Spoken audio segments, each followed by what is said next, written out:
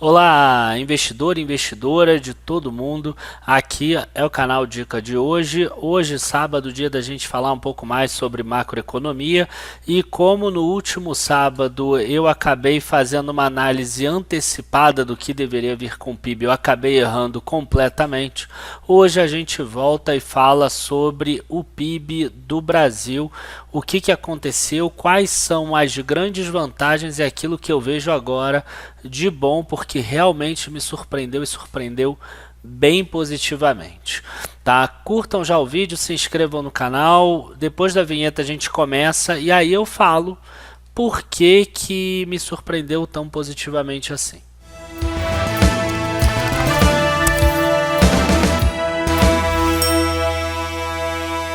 Bom, pessoal, quando a gente olha aqui o PIB nessa imagem, por exemplo, a gente vê que um PIB que aumentou 0,4%, taxa do trimestre atual contra o trimestre anterior, não é algo para chamar tanta atenção da gente assim, a ponto da gente falar assim, nossa, que maravilha, um PIB de 0,4%. Mas a grande questão aqui do que aconteceu com o PIB é aquilo que a gente esperava e quando a gente decompõe esse PIB em alguns fatores que eu vou mostrar no vídeo de hoje. A primeira coisa aqui que é importante é que não teve aquela recessão técnica, né? A gente vê que tinha sido uma queda de 0,1% no primeiro trimestre e se tivesse uma nova queda aqui, o Brasil teria uma recessão técnica. Então veio aqui 0,4%. Aqui eu estou olhando o PIB pela ótica da oferta de produtos, né? Então o PIB ele tem oferta de produtos agropecuários, industriais e de serviços. E aí aqui no agropecuário é normal a gente ver aqui um número negativo.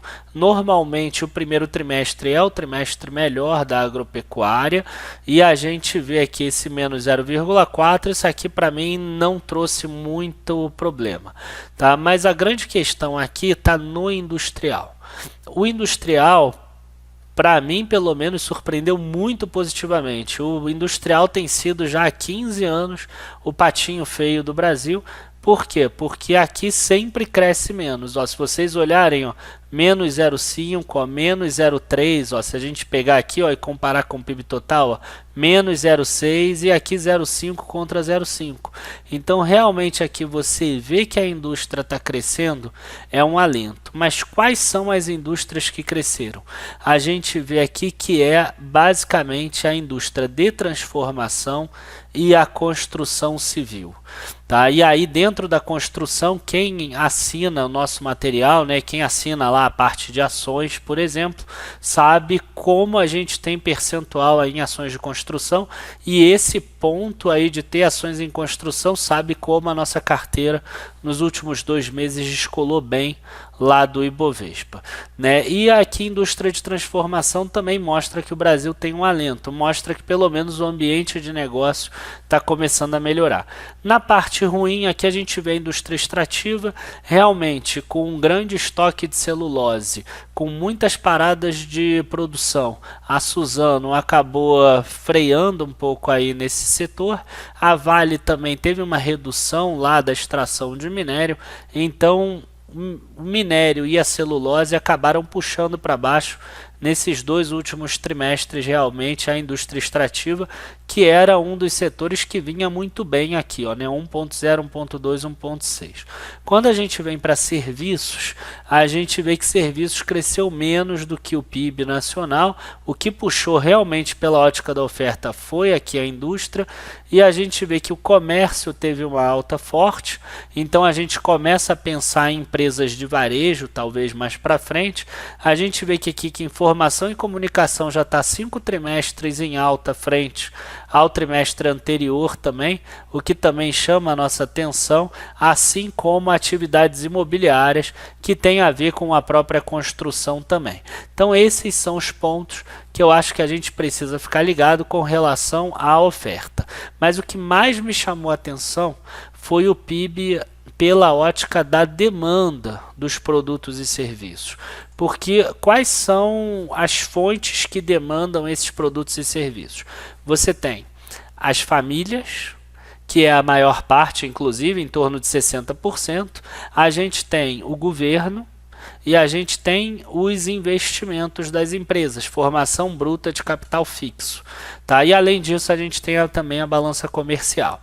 O que acontece no Brasil normalmente quando o Brasil sai de crise? O governo ele aumenta os investimentos dele, aumenta os gastos dele, como eu acabei até citando no outro vídeo, e aí a gente tem que esse governo aumentando em trimestres posteriores, aí sim a gente vê as empresas, a gente vê que as empresas elas aumentam os investimentos, aí sim aumenta a formação bruta de capital fixo e contratam pessoas que aumentam o consumo das famílias.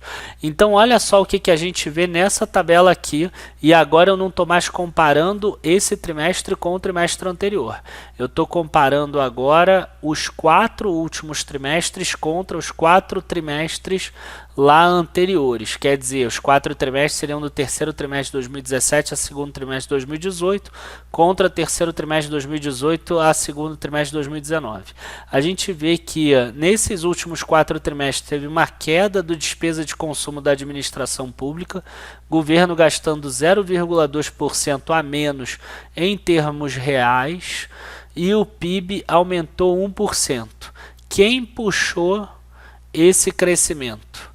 Quem puxou foram as famílias com 1,5% e o mais incrível, os investimentos das próprias indústrias, 4,3%. Quer dizer, o Brasil não está dependente do governo fazer o investimento para aí sim girar a economia. Quem está fazendo os investimentos pela primeira vez é exatamente as próprias indústrias, as próprias empresas privadas.